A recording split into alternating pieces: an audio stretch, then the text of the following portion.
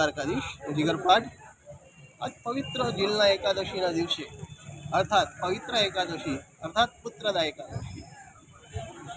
અને આજનો પાવન દિવસે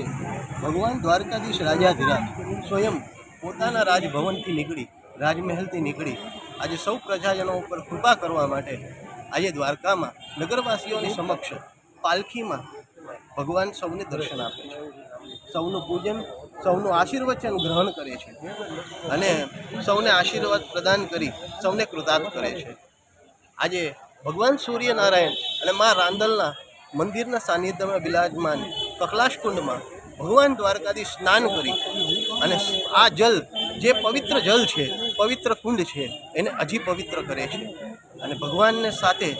સૌ ભક્તજનો પૂજારીઓ સૌ આજે ભગવાનનો દ્વારકાધીશના લાડ લગાવે, 16 પૂજા કરી ભગવાનનો સ્નાન થાય, સ્નાન પછી ભગવાનને ભોગ ધરાય, ભોગ ધરાવી અને યથાવત ભગવાન દર્શન દેતા દેતા પાછા પોતાના મંદિર તરફ વળે છે।